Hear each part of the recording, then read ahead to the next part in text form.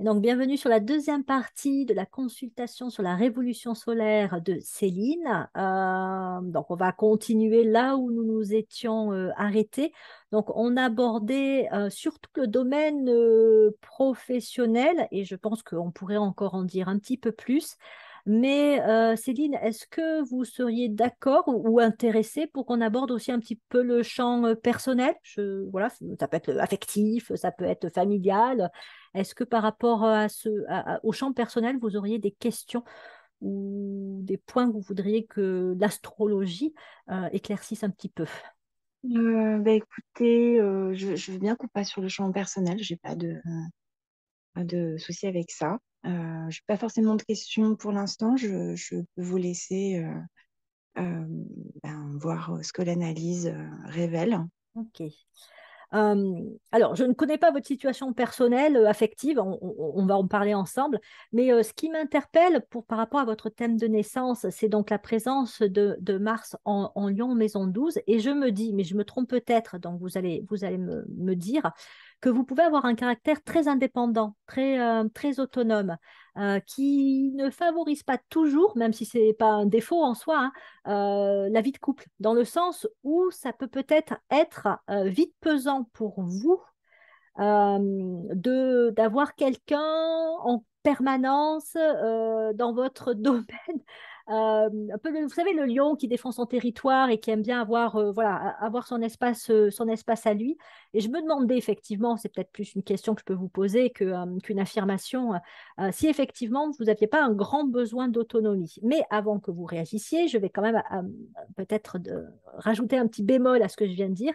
Vous avez quand même pas mal d'énergie cancer, hein, dans votre thème de naissance toujours, Jupiter, Mars, pas Mars du tout, Vénus en cancer, donc il peut y avoir quand même un désir de famille, un désir de couple, et puis tout ce que ça représente, hein, la maison, voilà, partager son temps, son espace avec quelqu'un d'autre. Donc voilà, est-ce qu'il n'y a pas une ambivalence en fin de compte entre un désir d'autonomie, de pouvoir un petit peu gérer votre temps, votre espace comme vous le souhaitez vous, et une aspiration à la vie de famille et que ça ne vient pas se heurter un petit peu tout ça, hein, Céline. C'est rien de le dire. C'est rien de le dire, ouais. Je pensais pas que c'était aussi flagrant comme quoi. Mm. Oui, non, non, je suis plutôt, oui, célibataire endurci, on va dire. J'ai effectivement beaucoup de mal en relation à ne pas m'ennuyer ou à ne pas me sentir étouffée ou à pas manquer de liberté. Mm. J'ai souvent vite l'impression d'avoir quelqu'un un peu en mode trop vite, un peu dans mes pieds. Enfin, c'est très compliqué. Mhm. Euh, et en même temps, oui, c'est vrai que forcément, j'aimerais, voilà, j'aspire à effectivement un partage émotionnel avec quelqu'un qui soit intense. Voilà, et je ne serais pas forcément contre si effectivement je tombais sur quelqu'un avec qui je me sens en sécurité Mm. justement pour aller dans cette direction-là. Donc oui, grosse ambivalence chez Mm. moi, oui. Ouais, ouais. Ben, si j'en reviens à une interprétation un peu karmique, je pense qu'avec Mars en Lion en maison 12, vous avez eu des incarnations où vous avez été hyper autonome, aussi bien en tant qu'homme et en tant que femme, hein. Je pense que le côté célibataire endurci, ça remonte pas à cette vie-là. Et peut-être même que vous étiez un peu, comment dire, parce qu'avant, à l'époque, voilà, c'était le standard, le modèle, c'était vraiment la vie de famille. Mais ça ne m'étonnerait pas que vous ayez été une femme qui a choisi de ne pas rentrer dans le moule et de ne pas se marier, avoir des enfants à 20 ans, par exemple. Enfin voilà, de ne pas fonder sa famille. Et je pense que c'est quelque chose qui vous a convenu. C'est-à-dire que vous avez vécu des incarnations où en fait vous étiez très bien. C'est pas que vous n'aviez pas de relation ou que voilà, mais le mode traditionnel de la famille. Voilà, le côté posé, ça n'a pas dû être pour vous. Je ne sais pas Mm. si vous n'en avez pas peut-être profité pour voyager, enfin voilà, si vous n'avez pas eu des vies un Mm. peu d'aventureuses ou d'aventuriers dans des présentes incarnations, mais toujours est-il que c'est un peu comme si ce modèle un peu classique de la famille, c'est pas quelque chose de naturel, d'habituel pour vous, mais dans cette incarnation, donc vous avez ce bagage-là qui fait que c'est pas votre rythme, donc c'est pas ce qui va être le plus facile pour vous. Mais il y a au fond de vous peut-être quelque chose qui monte de plus en plus avec les années, une aspiration à connaître cette expérience que vous n'avez peut-être pas connue encore une fois dans les précédentes incarnations, vous avez pu la connaître il y a plus longtemps, mais où effectivement vous pourriez trouver un peu le partenaire idéal avec lequel, comme vous disiez, vous vous sentiez en sécurité, en affinité, émotionnellement, intellectuellement, physiquement, enfin voilà, sur tous les plans, et avec lequel ce soit possible de construire quelque chose. Ça vous Mm. parle donc si je vous dis, si je vous Oui, dis ça. complètement. Ouais. Non, je suis Ok. pas du tout dans le moule. Ouais. Pas du tout. Mhm. Donc, Mhm. ouais, non. Et pourtant, je suis pas complètement réfractaire non plus. Oui, mais ça Donc peut ouais, il y a vite vous toujours peser. intérêt. Voilà. Ça peut Oui, être vite. Voilà. Non, mais ça va pas être lui. Ça va pas. Enfin, voilà. Un peu comme si vous voyez les défauts et que, en voyant, enfin, ou les défauts de la personne ou les défauts de la relation, que c'est pas le genre de relation qui pourrait, selon vous, fonctionner. Et très vite, c'est bon, ben, au revoir, quoi. Enfin, je pense, hein. Vous me dites oui, si oui, ça vous je parle. suis souvent très soulagée de revenir à ma vie tranquille toute seule. Mhm. Donc, donc du coup, ouais, ouais, il y a un tiraillement, il y a une envie, mais derrière, il y a aussi cette envie de liberté et de faire totalement ce que je veux, qui est extrêmement présente. Mhm. Donc j'ai su très très jeune en fait que c'était pas pour moi. Ouais. Donc, Ouais. mm, Ben, quand on sait comme ça des choses très jeunes, de manière quasiment intuitive, c'est des mémoires karmiques. C'est-à-dire qu'en fait, on va pas dire oui, je me souviens que dans mes précédentes incarnations, j'étais déjà toute seule. Mais en fait, quand on le sait, c'est que c'est voilà, c'est quelque chose. En fait, c'est une mémoire, c'est une trace de ce qu'on a vécu et qui est incrustée et qui fait que voilà, encore une fois, c'est peut-être plus naturel de vivre de telle ou telle façon. Donc, c'est parce que encore une fois, vous avez sûrement été très autonome, très indépendante dans vos précédentes incarnations que pour vous, c'était naturel de l'être également dans celle-ci. Du coup, je me demande si, avec la révolution solaire de ce cycle et l'ascendant taureau, dont je disais que ça peut impliquer une réévaluation des priorités, ça n'affecterait pas aussi le plan affectif, relationnel. Ça va peut-être mettre un peu plus de temps que par rapport au questionnement que vous avez pu avoir professionnellement, mais il est possible, c'est une hypothèse, hein, c'est pas quelque chose d'obligé, qu'au fur et à mesure que le cycle passe, que les mois, voilà, les semaines, les mois passent, vous commenciez à réfléchir de manière un peu plus intense à l'idée de peut-être quand même rencontrer quelqu'un et peut-être de faire ce qu'il faut pour d'être peut-être un peu plus ouverte ou un peu plus disponible ou de sortir peut-être un peu plus rencontrer des gens. Enfin voilà, je me demande si c'est pas quelque chose qui pourrait émerger, mais toujours avec quand même l'ambivalence, la dualité qui est très forte. C'est-à-dire, c'est un peu de l'ordre de je fais un pas en avant, mais je en fais deux en arrière dès que ça va pas ou dès qu'il y a quelque chose qui vient contrarier un petit peu tout ça. Est-ce que ça vous parle par rapport à ce cycle? ouais, je Encore. pense que là, je suis pas dedans encore. C'est vrai que je commence à me poser des questions en me disant, bon, bah voilà, les choses se posent aussi à d'autres niveaux. Mm. Est-ce que ce serait pas effectivement le moment? Alors, pas Vous n'avez rien forcément engagé. professionnellement, mais non, non, j'ai rien engagé du tout. Mais alors, vraiment, je suis tellement tranquille par rapport à ça. Eh oui. Mais effectivement, je n'exclus pas dans quelques mois, quand je me sentirai peut-être dégagée de certaines autres choses, de m'y remettre et de me dire, bon, ben voilà, là, t'es un peu plus prête. Allez, on s'y remet. On essaye à nouveau et voilà, hein. Mm. Alors, évidemment, il n'y a aucune obligation, hein, puisque, Mm. encore une fois, on n'est pas là pour suivre des modèles de société, des normes ou des valeurs extérieures qui nous seraient imposées, mais bien pour vivre selon ce qui nous paraît juste pour nous. Donc, voilà, c'est pas, j'ai pas à vous dire que c'est le moment de rencontrer quelqu'un, etc. Mais voilà, il me semble que la question pourrait venir un peu plus vous titiller, se poser. Mais encore une fois, avec toujours un peu, j'y vais pas, c'est le moment, c'est pas le moment, j'attends encore un peu. Enfin voilà. Après, je ne peux pas vous dire si vous aurez l'opportunité de rencontrer quelqu'un, parce que je pense que vous tenez effectivement, c'est aussi ça, la lune en vierge, en maison 6. C'est un peu l'idée que vous avez un certain confort de vie, Mm. ou en tout cas, vous cherchez votre confort de vie. Vous êtes en train de vous dire que là, vous êtes en train de l'atteindre et que c'est peut-être pas le moment de venir chambouler tout ça, parce que effectivement, faire rentrer quelqu'un d'autre dans sa vie, c'est aussi amener un certain, pas chaos, mais vous voyez, ça remet quand même en cause l'équilibre que l'on a instauré quand on est bien chez soi, dans sa vie, dans son travail, avec son réseau, avec ses occupations, etc. Bah, l'idée, effectivement, que quelqu'un vienne jouer ou en tout cas influencer tout ça, pas toujours évident. Donc, je pense qu'il y a un petit côté de vous qui, quand même, aime ce moment de vie tel qu'il est, tel que vous le vivez, là où vous en êtes arrivé et qui n'est pas prête, enfin, voilà, une part de vous qui n'est pas prête à ce que ça soit non plus remis en cause, ou en tout cas pas sous n'importe quelle condition, quoi. Mm. Ça vous parle Oui, déjà? oui, complètement. Oui, non, je suis pas, je suis plutôt effectivement à un moment de ma vie où je me sens pas trop mal dans ma situation. Donc oui, c'est vrai que bah, la question du changement avec par rapport à quelqu'un qui vient rebattre potentiellement les cartes derrière, Mm, c'est pas forcément simple non plus mm, pas de laisser de place en tout cas, quoi. Mm. ouais, ouais, ouais. Donc, il est possible que ça vienne. La question va se poser peut-être, encore une fois, dans votre conscience. Après, Ouais. pas tout de suite, parce qu'il y a peut-être, voilà, c'est peut-être plus le champ professionnel qui occupe un peu le Mm. devant de la scène. Après, bah, c'est à voir comment ça va se décliner. Mais c'est vrai que bah, vous avez un peu, et ça se comprend, un niveau d'exigence hein, par rapport à la qualité de la relation de couple qui fait que voilà, vous n'accepterez pas n'importe quelle relation histoire d'être en couple avec quelqu'un. Donc, je pense que c'est pas quelque chose qui va se présenter dans les semaines, même dans les mois à venir, même Mm. si vous pouvez vous surprendre de temps en temps à y penser, mais ça pourrait Mm. peut-être voilà, être plus, comment dire, plus prégnant au niveau de la conscience, vous allez y penser peut-être un peu plus souvent, plutôt, je sais pas, au printemps prochain, enfin quelque chose comme ça, quoi. Mm. Voilà.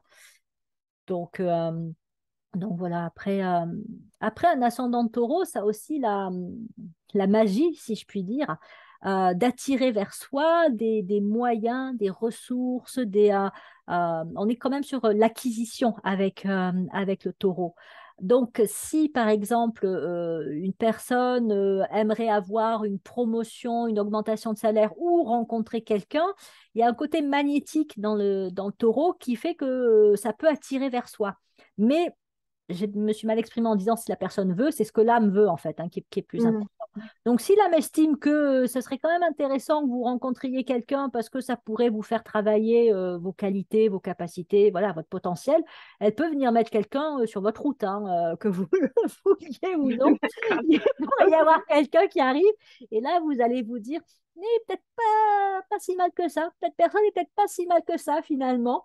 Bon, avec encore une fois toutes les résistances qui pourraient venir se présenter en disant ouais, non, mais est-ce que ça vaut vraiment le coup, etc. Donc après, ce que j'ai envie de dire, c'est garder un peu l'esprit ouvert. On sait Mm. jamais, on sait pas ce que l'âme peut estimer comme un bénéfique, comme expérience, voilà, sorte d'acquisition. C'est pas que vous allez faire l'acquisition d'une personne, c'est pas ça, mais voilà, quelque chose qui pourrait se présenter dans votre vie et qui sera un apport. Il y a une idée d'apport avec Mm. l'enrichissement hein, qui peut être matériel, comme affectif, comme intellectuel. Hein. Le taureau, il est quand même relié aux moyens, donc vraiment les moyens matériels, mais ça peut être aussi, encore une fois, affectif. Donc voilà, si l'âme estime que ça peut être une expérience intéressante à vivre, elle peut mettre, encore une fois, ou une expérience ou une personne sur votre chemin, que vous le pensiez ou non, ça pourrait quand même se présenter. Bon, soyez pas sur le qui-vive forcément dès que vous allez rencontrer Mm. quelqu'un, mais enfin, voilà, ça pourrait être le cas. Ou ça peut être, comme je vous disais tout à l'heure, une nouvelle mission ou des missions qui vous sont confiées et qui justement vous permettent de développer vos qualités, vos capacités.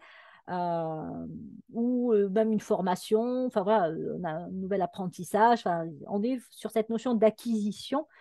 Certaines personnes ont des rentrées d'argent aussi, un peu inopinées, enfin elles n'y pensaient pas forcément, et puis ça peut être une prime qui tombe, ça peut être, voilà, enfin, pour certaines personnes, c'est parfois suite à des situations pas très agréables, un divorce qui enfin se solde, et puis ça y est, ben Mm. voilà, les biens sont partagés et l'argent peut rentrer, ça peut être un décès, il y a un héritage, enfin bref.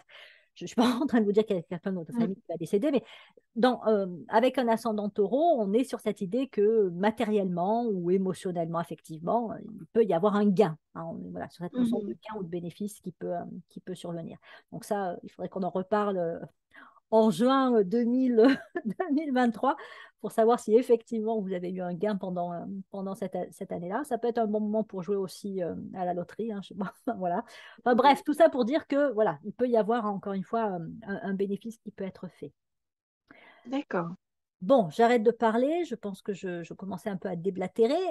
Est-ce que vous auriez peut-être, pour arriver un peu vers la fin de notre échange, ou des points que je n'ai pas abordés sur lesquels vous voudriez poser des questions ou revenir sur certaines choses que j'ai pu dire et voilà, enfin voilà, sur quoi souhaiteriez-vous que l'on parle ensemble? Alors, oui, j'ai une question qui me vient. Je ne sais pas si c'est visible ou s'il y a peut-être des indications à ce sujet-là. Est-ce que niveau santé, en fait, est-ce que vous percevez des choses à travers la révolution solaire? J'allais dire un peu au niveau de l'énergie, hein, Oui. bon, je ne sais pas si vous avez des soucis de santé ou pas particuliers, mais au niveau de l'énergie, vous pourriez vous sentir un peu comme ça. C'est-à-dire qu'avec la maison de 12, on peut avoir des coups de fatigue, on peut avoir du manque d'énergie, voire un manque de motivation parce que ça fait remonter des trucs parfois un peu lourds. Ça peut être si on n'a pas réglé un souci de santé, qu'on s'en est pas suffisamment occupé, ça peut être le moment où il y a un peu des conséquences qui vont se produire et qui peuvent être un peu plombants. Ou si on n'a pas une hygiène de vie suffisamment équilibrée, hein, les personnes qui dorment pas assez, qui s'alimente pas de façon toujours très, très, très, très équilibrée. Bon, on peut sentir qu'effectivement, il y a des moments où la fatigue, elle est un peu envahissante. Après, il y a d'autres moments où avec la maison 1 et même votre soleil en Gémeaux en maison 2, vous allez avoir une patate d'enfer. Enfin, vous allez avoir vraiment une énergie et l'envie d'aller de l'avant. Donc, ça peut osciller, hein, des grands coups de fatigue à un moment donné, peut-être même un peu de baisse de motivation. Et puis, à un moment donné, au contraire, l'envie et l'élan pour aller de l'avant. Donc, ça, c'est pour l'énergie. Pour ce qui est de la santé de manière générale et des soucis de santé, donc, je vais vous dire quelques éléments comme ça d'interprétation possible. Après, vous me direz si ça vous parle ou pas. Donc, quand on a des planètes en maison 12, comme c'est le cas avec dans votre thème de naissance, Mars et Saturne en maison 12, on peut avoir une problématique au niveau des pieds, des problèmes de santé qui peuvent toucher les pieds. On peut aussi, bah, c'est pareil, avoir des coups de fatigue ou parfois un petit peu même des coups de déprime. Ça peut arriver aussi, le moral un peu dans les chaussettes. Si je regarde la maison 11, il y a la Lune en maison 11. Peut-être ça peut. Alors, je ne vais pas vous inquiéter en vous disant tout ça parce que si vous n'avez pas ce genre de problème de santé, tant mieux et ça ne va pas forcément arriver là actuellement. Avec la maison 11, là où il faut faire attention, c'est au niveau du sang et de la circulation du sang. Des personnes qui auraient des soucis, qui, par exemple, auraient des artères qui se bouchent ou je crois que c'est la phlébite aussi, ça doit être lié, je ne m'y connais pas beaucoup au niveau médical, mais je crois que ça peut être lié aussi à une mauvaise circulation du sang, les jambes lourdes, ce genre de Mhm. choses.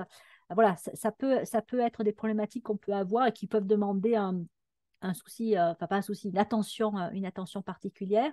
Avec la maison 10, attention effectivement au poids et aux responsabilités que l'on porte parce que ça peut impacter le dos. On a l'impression, enfin, on va être un peu raide, un peu bloqué, avoir des blocages au niveau du dos.